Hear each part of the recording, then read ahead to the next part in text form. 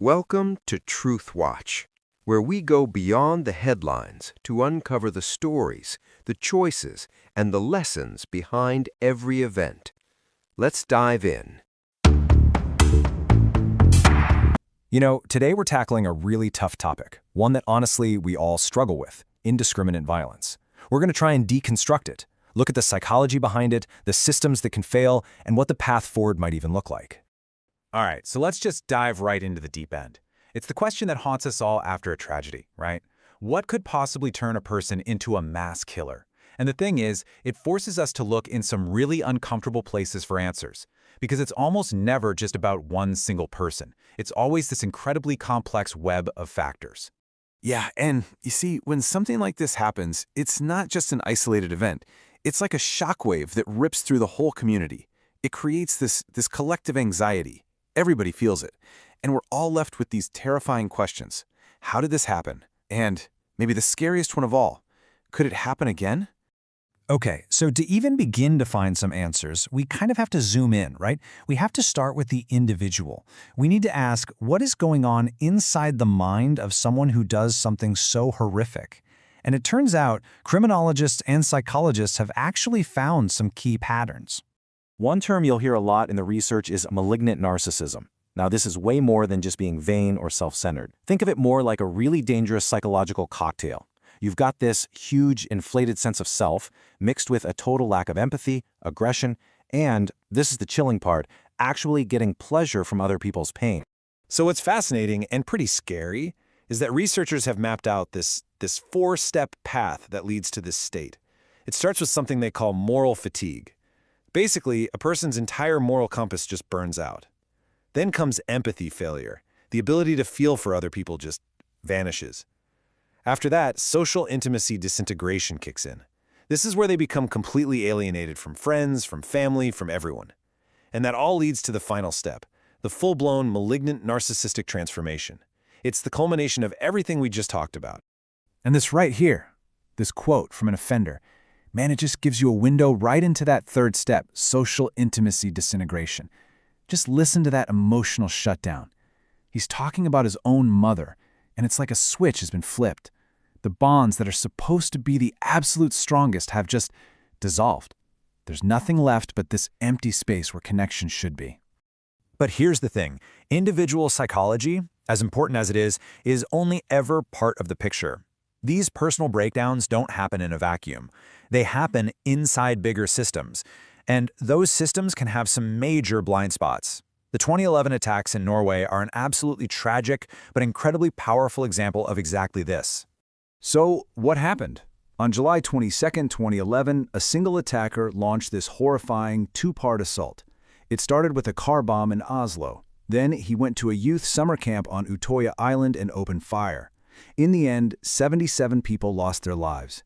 The entire nation was just stunned, trying to figure out how their social safety net could have failed so badly. Afterward, an independent commission put out this massive, almost 500-page report, and it was brutally honest. It basically pointed to four massive system failures. First up, risk identification. The security services had tunnel vision. They were so focused on one type of extremist threat that they completely missed the one that was growing right under their noses. Second, execution and planning. The government had plans, but they were just too weak to actually put them into action. Then you had bad coordination. Different departments just weren't talking to each other. And finally, information use. They had the technology, but they weren't using it effectively to share critical information. It was just a cascade of failures. Okay, let's shift gears for a minute. Because it's so easy to focus on the killer or on the system failures. But we have to talk about the human cost. Because the deepest, most lasting scars are always left on the victims and their families. And for them, the horror of the event itself is often just a beginning. This quote from a victim's family member, it's just heartbreaking. It shows how a second wave of trauma can hit, this time from the media. Imagine your worst nightmare and the reporters get there before the police. Your private grief becomes a public spectacle for the next day's front page. And this really highlights a huge conflict of needs, doesn't it?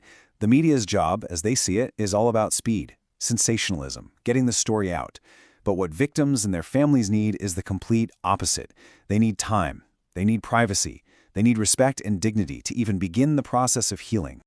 You know, the healing from something like this, it isn't a sprint. It's not something you measure in days or weeks. For the survivors, for the families, it's a journey that can last a lifetime.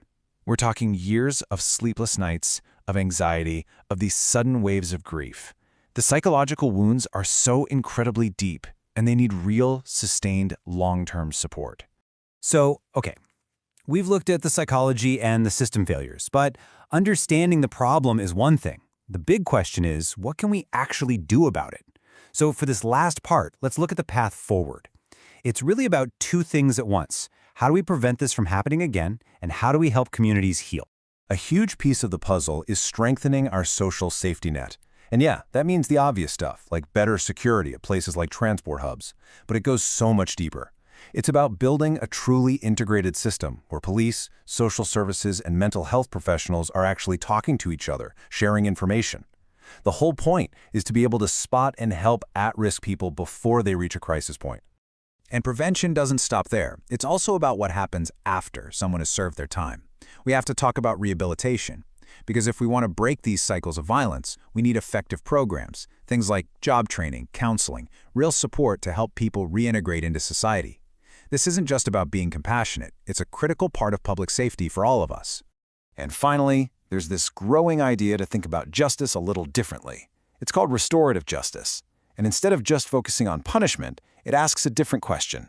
How do we repair the harm that was done? The goal is to bring everyone involved, the victims, the offenders, the community, together to try and find a way to heal. Which really leaves us with this one final, really challenging question. And there are no easy answers here. But can we, as a society, build systems that don't just punish, but that also prevent and heal? It's a huge question, but asking it and really grappling with it is probably the only way we can move forward to try and build a society that's more resilient, more aware, and ultimately safer for everyone. Thanks for joining me for this explainer. In moments of chaos, character is revealed. Some run away from danger. Some run toward it. Today, we remembered not just what happened, but who stood up when it mattered most. Courage doesn't always wear a uniform. Sometimes it's just an ordinary person making an extraordinary choice. We honor that choice.